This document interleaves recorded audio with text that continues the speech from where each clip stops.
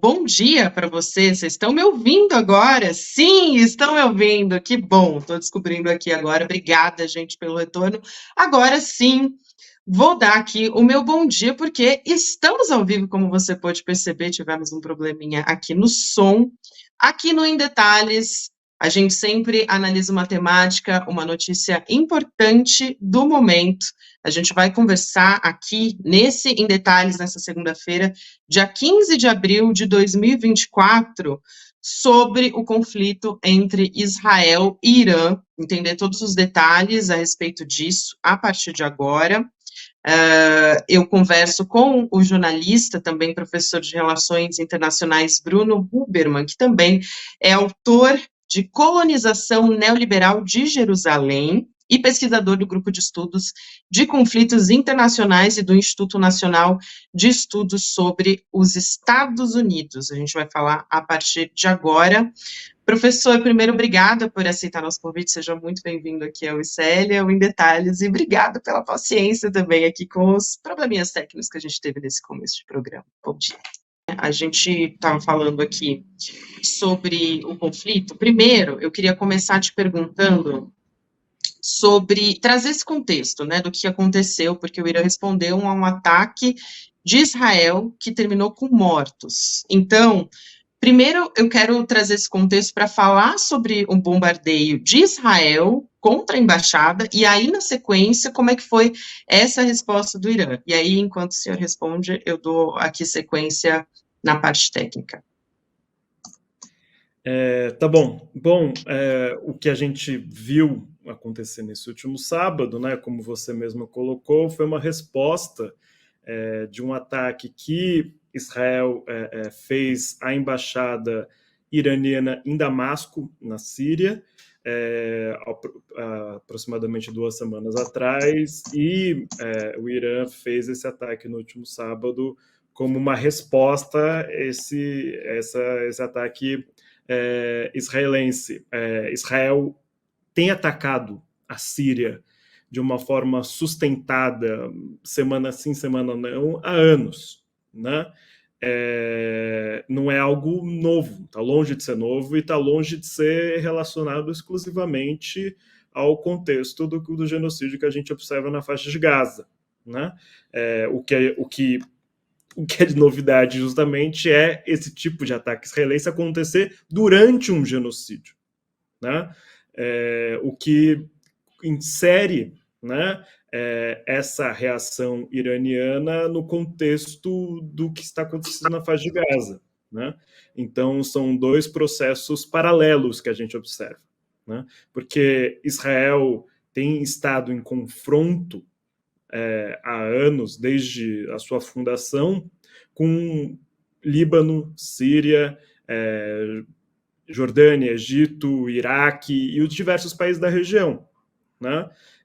Egito e Jordânia foram países que firmaram, né, um acordo de normalização das suas relações com Israel, o Egito em 79 e a Jordânia em 1994. Inclusive, eu estou ressaltando isso porque isso ajuda a gente a entender por que a Jordânia atuou em defesa de Israel contra os ataques iranianos, né?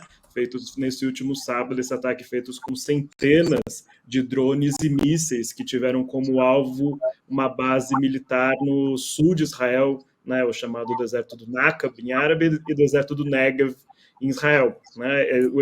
O Irã reivindicou que esse ataque buscava ser uma resposta pontual ao ataque feito à embaixada iraniana em Damasco e que não almejaria um escalonamento do conflito para se tornar uma guerra de maiores proporções, né? Porque o que a gente tem visto, e reforço, desde 1948, quando foi declarada a Guerra Árabe-Israelense, né, no contexto da fundação de Israel, conflitos permanentes, né, de Israel com as nações da região. Né? Você não precisa declarar formalmente uma guerra para você ver conflito militar ocorrer. O que a gente chama de guerra de atrito, de alguma forma. Né? E desde a Revolução Iraniana de 1979, o Irã, que no contexto da criação do Estado de Israel, né, não era nem aliado nem rival. O Mossadegh, né, que era o presidente iraniano, obviamente era opositor, né, era um nacionalista, mas durante o governo do Shah, né, o Shah Reza Pahlavi, que foi aliado dos Estados Unidos, Irã e Israel eram os maiores aliados dos Estados Unidos da região, mas após a Revolução Islâmica de 1979, o Irã se torna crescentemente opositor a Israel, até se tornar o principal polo opositor de Israel na região nos últimos anos, né? E diversos aliados iranianos, como o Hezbollah, o Hamas, os Houthis no Iêmen, ou seja, os grupos que compõem o chamado eixo da resistência, né, têm enfrentado Israel direta ou indiretamente, né? E nesse contexto que a gente entende, né, essa nova etapa desse conflito, né? Não é um conflito que começa no sábado e não é um conflito que começa 15 dias atrás, né?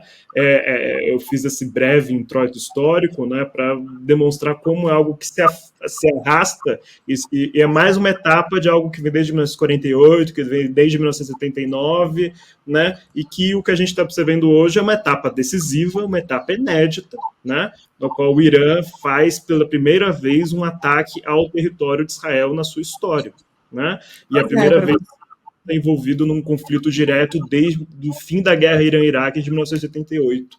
Né? Pois é, eu ia justamente te pedir para trazer esse contexto histórico, e que bom que você já trouxe, né? De como é essa relação entre Irã e Israel, né? Enfim, a gente teve também em 1979, né, a Revolução Iraniana, e aí eu ia te pedir para trazer esse contexto que você trouxe agora, mas eu quero te ouvir sobre a possibilidade desse conflito de fato escalar no Oriente Médio, porque o Irã, inclusive, já se posicionou dizendo que esse assunto está encerrado, se depender do Irã, a não ser que Israel revide. Então, pelo clima que está se colocando, como é que você avalia, de fato, a chance disso escalar a partir de agora? Eu acho que há uma chance relativa, né? Acho que nesse momento que a gente fala, né, israelenses, americanos, britânicos e outros aliados franceses estão conversando a respeito do que será feito. E se será feito algo, né? Certamente. Eu não acredito que o Benny Gantz, né, que compõe a coalizão governamental junto com o Benjamin Netanyahu, declarou que será feito algo dentro do tempo e quando Israel entender ser o mais apropriado, da forma que Israel entender ser o mais apropriado. Né? Porque dentro desse contexto, né, o que é central é o posicionamento americano. As informações que a gente tem é que os Estados Unidos, obviamente, está do lado israelense, né? O Biden reafirmou essa aliança com Israel, falando que ela é ironclad, né? Ou seja, ela é duríssima, ela é ferrenha, ela é militarizada, enfim, né? E os Estados Unidos atuou diretamente na defesa de Israel, né? Caças britânicos e americanos partiram do Chipre e auxiliaram na defesa de Israel, além dos jordanianos e de uma forma mais indireta os sauditas, né, dessa defesa. Então a gente já está falando de uma participação direta americana desde o início, desde o 7 de outubro, os Estados Unidos já têm participado diretamente, né, somente com um meio de fornecimento de armas, mas também com militares auxiliando na operação na faixa de Gaza, né, mas agora a gente vê um envolvimento mais direto americano. Mas a declaração americana, o posicionamento que tem sido vazado pelos Estados Unidos é que os Estados Unidos não deseja uma resposta muito dura de Israel justamente para não escalonar o conflito. Né? Os sauditas, por exemplo, os sauditas e os emiradenses, né, Emirados Árabes Unidos, que são um importante sinal para a gente entender um pouco, né, que hoje em dia são aliados tanto de iranianos, chineses, como americanos e um pouco dos israelenses, ou seja, mantém uma mediação aí, são radicalmente contra um escalonamento da violência. Então isso revela um posicionamento público já formal, oficial desses estados, né, que é importante. Né? Porque o que está por trás disso é se os Estados Unidos autorizou ou não, participou ou não do ataque israelense à embaixada em Damasco, porque esse ataque ocorre, né, sem uma razão específica, né? E se os Estados Unidos autorizou esse ataque, participou do ataque, quer dizer que os Estados Unidos participou dessa iniciativa israelense de criar um conflito com o Irã. Né? Isso é importante. Os iranianos estão dizendo que os americanos autorizaram, né? Enquanto os americanos estão dizendo que a ação israelense foi uma ação própria, né? Sem autorização. Porque isso é importante para a gente entender o papel que os americanos têm tido nesse conflito, né? No escalonamento desse conflito, e se isso faz parte da estratégia americana ou não. Né?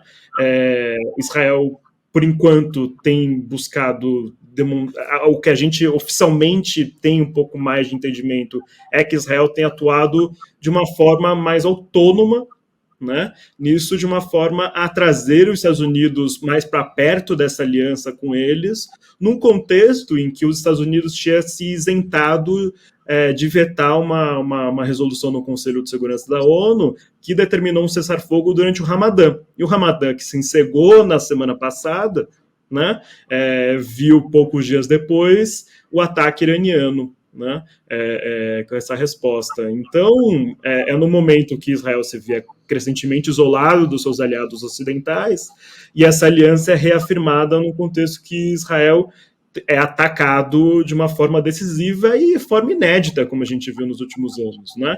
Porque conflitos ali na fronteira com o Líbano e na Síria acontecem o tempo todo, né? O Hezbollah e outros aliados na Síria atacam Israel, mas não com essa força, não com essa capacidade, né? Então o Irã demonstrou uma capacidade muito grande, né, em fazer um ataque preciso a essa estação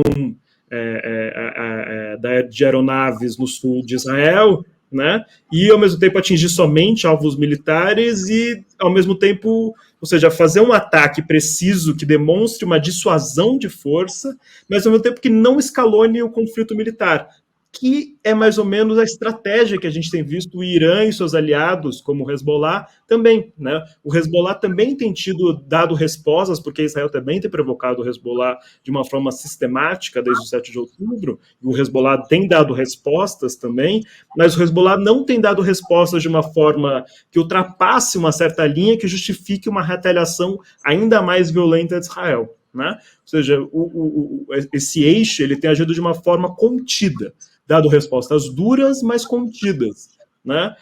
O que infere a gente a entender que eles não almejam um escalonamento da violência, então a gente aguarda ver o que Israel vai fazer, porque fazer um ataque ao Irã não é a mesma coisa que fazer um ataque à faixa de Gaza onde está o Hamas. Né? Não, a capacidade de uma réplica, digamos assim, é muito maior do que o Hamas.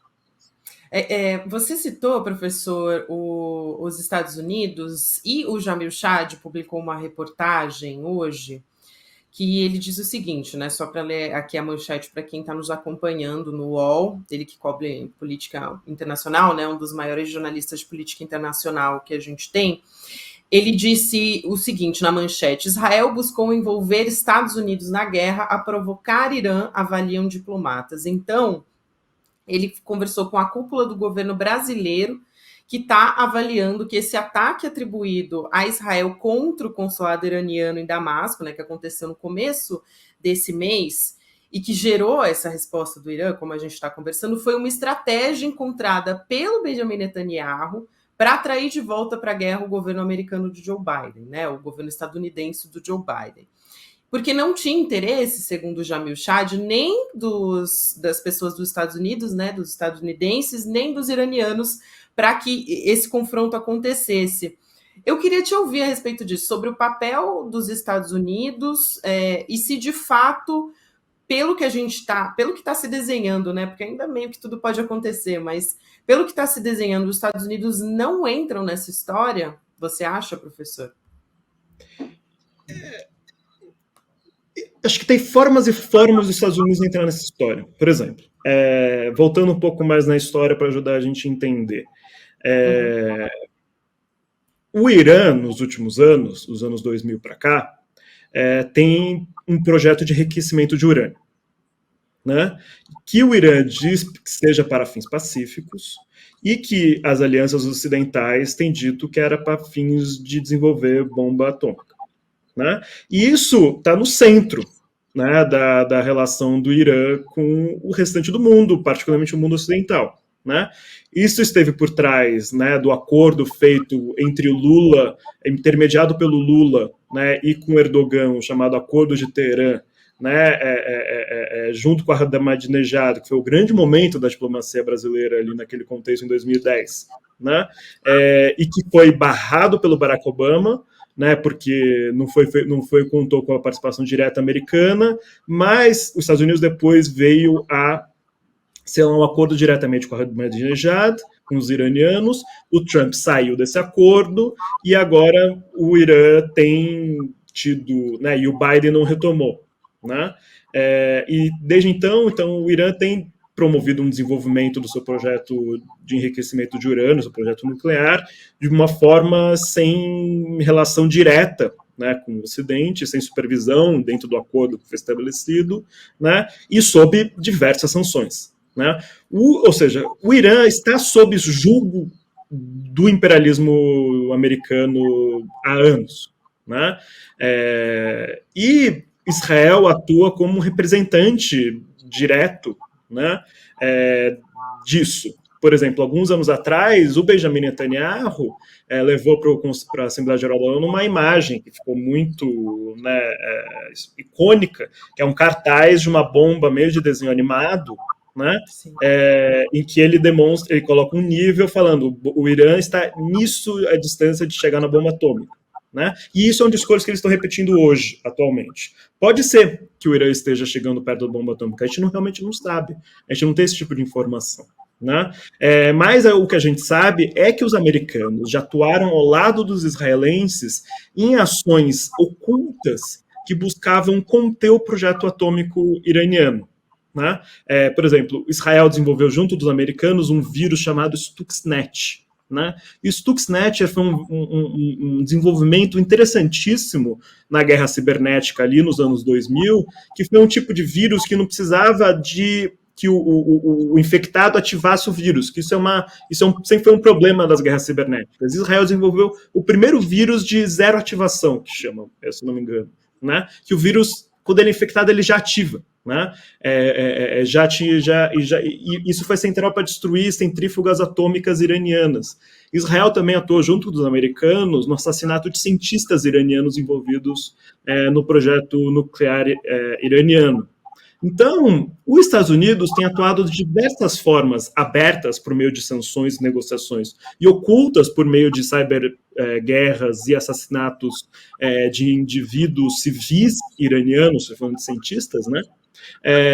E também como ataque ao Soleimani, né, feito durante o governo Trump, né, um dos principais líderes, um dos principais generais, líder da Guarda Revolucionária Iraniana, envolvido, né, na guerra civil da Síria, nesse envolvimento. Então, quando a gente pensa no envolvimento americano no conflito com o Irã, ele acontece há muitos anos e ele se dá das mais diversas formas, abertas e ocultas. Agora, se os Estados Unidos vai participar de uma operação militar aberta ao lado de Israel, numa resposta a esse ataque que a gente viu no sábado, isso a gente ainda não sabe. Né? Por isso que é importante a gente saber se o ataque feito à embaixada algumas semanas atrás contou com autorização americana ou não. Né? Porque daí a gente infere uma estratégia americana diferente se eles não tivessem permitido, porque daí respondendo a essa questão, essa reportagem do Shamil Chad está inferindo que o ataque à embaixada não contou com a autorização americana. Imagino que os diplomatas brasileiros têm algum tipo de informação que nós não temos aqui enquanto público, né? E, portanto, a diplomacia brasileira está interpretando isso como uma forma de Israel trazer os Estados Unidos de volta para o seu lado nessa aliança incondicional que estava se tornando condicional ao cessar-fogo. É isso que estava acontecendo. Né? A pressão popular que a gente viu no Ocidente, nos Estados Unidos nos últimos anos, estava tornando essa aliança condicional ao cessar-fogo. E agora ela voltou a ser incondicional. Né? E isso foi uma conquista dos israelenses no momento. Se isso foi algo acordado dos bastidores para ter essa percepção popular de que Israel está puxando os Estados Unidos e não os Estados Unidos junto de Israel empurrando o Irã para uma guerra, porque isso é importante na hora do eleitor americano decidir seu voto daqui a alguns anos, alguns meses nas urnas. Exatamente. É muito bom esse ponto que você traz, professor. Também quero aproveitar e puxar duas coisas, né? O G7 e o Conselho de Segurança da ONU, porque o Conselho de Segurança da ONU, eu acho que também trouxe um pouco desse termômetro que a gente está conversando aqui, né? Porque houve desavenças grandes nessa reunião do Conselho, né? Reunião de emergência. E ali, segundo a reportagem do Jamil, também ficou claro que nem os Estados Unidos e nem o Irã estavam querendo esse conflito, pela postura do embaixador dos Estados Unidos, dizendo ali que eles não estavam buscando esse conflito, que a última coisa da região precisa é de uma nova guerra, né? E aí a delegação iraniana respondeu nesse mesmo tom, inclusive. Mas eu quero te ouvir a respeito do G7, porque a nota do G7, né? O G7 divulgou uma nota de solidariedade a Israel. Só que o Irã disse justamente que essa operação foi uma resposta à agressão de Israel contra a embaixada em Damasco, né, lá na Síria. Então, por que o G7 não se posicionou, né, o grupo não se posicionou sobre isso, sobre esse ataque à embaixada, que inclusive deixou mortos, como a gente está conversando aqui, e também sobre o Conselho de Segurança da ONU, né? Porque não só teve troca de ameaça, mas não saiu nada de concreto dali. Nem nota de repúdio, nem comunicado de imprensa, nada. Então, qual foi a função dessa reunião de emergência? E talvez a gente questionar aqui o papel do Conselho de Segurança da ONU também, para a gente fechar a nossa conversa. Acho que o papel do Conselho de Segurança da ONU tem se mostrado praticamente irrelevante, né, quando o assunto é Oriente Médio nos últimos anos. Por exemplo, eles determinam um cessar-fogo que Israel desrespeita e nem se preocupa. Né? Ou se preocupa, mas se preocupa de uma forma como a gente inferiu aí, né? Fazendo um ataque ao Irã para trazer um novo elemento para o conflito. Né? Porque, assim, para a gente entender essa relação Estados Unidos e Irã, a estratégia americana até o 7 de outubro era criar o que eles chamam de Oriente Médio pós-americano. Ou seja, dos seus aliados, a gente está falando aqui principalmente de Israel e Arábia Saudita, servir como representação militar dos interesses americanos se os Estados Unidos necessitar de envolvimento militar direto. Né? Porque essa tem sido a estratégia dos Estados Unidos dos anos do Obama para cá. Né? Porque o envolvimento militar direto que os Estados Unidos teve no Iraque, no Afeganistão e na Líbia provocou uma insatisfação popular muito grande nos Estados Unidos. Né? Tanto em relação a mortes americanas como gastos militares. Né?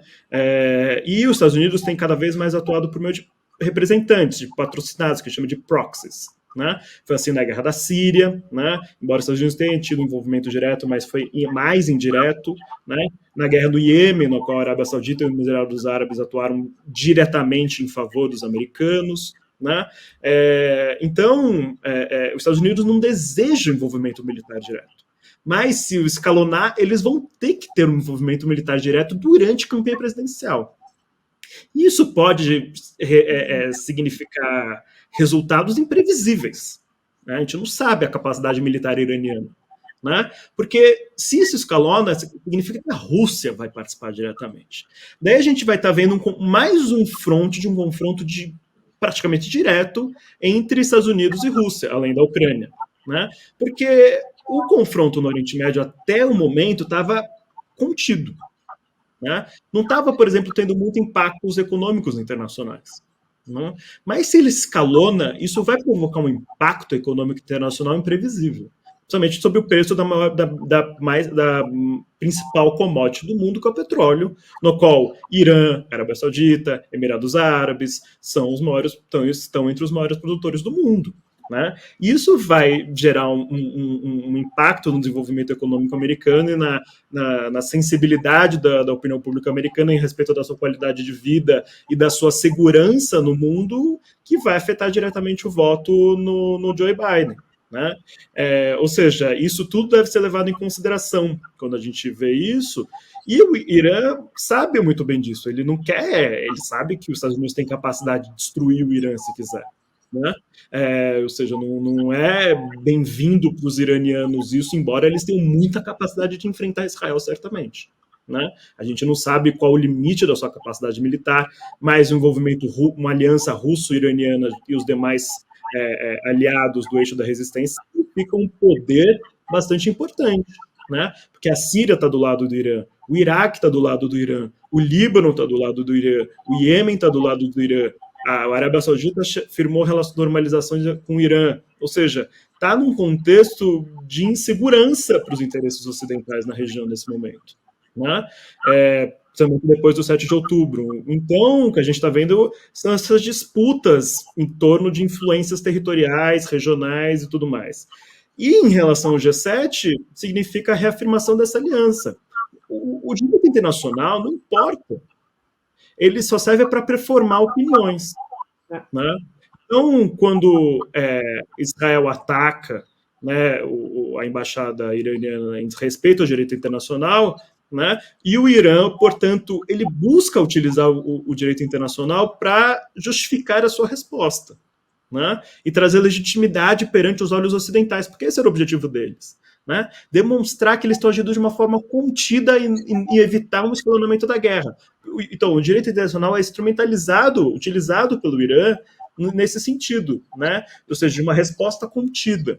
Agora, Israel desrespeitar o direito internacional não importa em última instância, porque o que importa é a aliança e interesses materiais. O direito internacional é algo normativo, como a gente fala. Né? Ele não tem aplicabilidade jurídica por um ator global. Né? Ele serve de referência para dar legitimidade para as ações dos atores nas relações internacionais.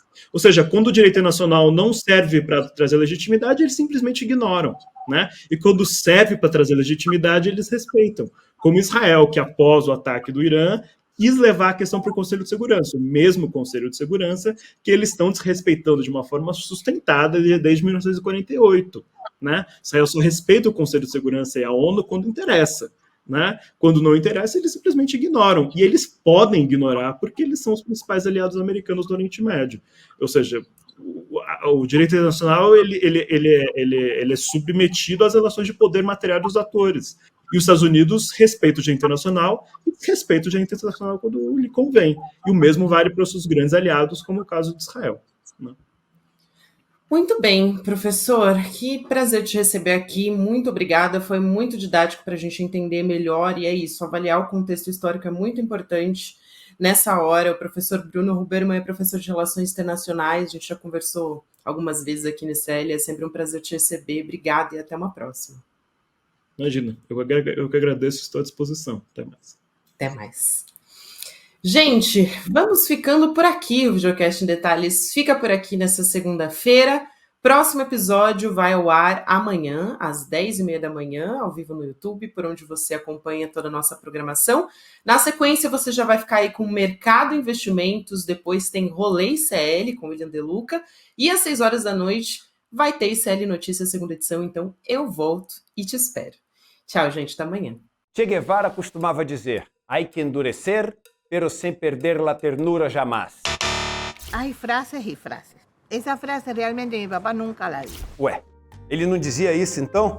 Pois é, eu descobri isso numa conversa incrível que o ICL fez com a Leida Guevara, filha de Che Guevara. No dia 21 de abril, com exclusividade e ineditismo, o ICL traz até vocês a biografia de Che Guevara, o líder revolucionário mais popular de todos os tempos, contada por Leida Guevara, sua filha. Para você se inscrever nesse evento histórico, é só clicar no link aqui em cima ou aqui embaixo e gratuitamente participar. Essa e várias outras novidades você vai aprender no dia.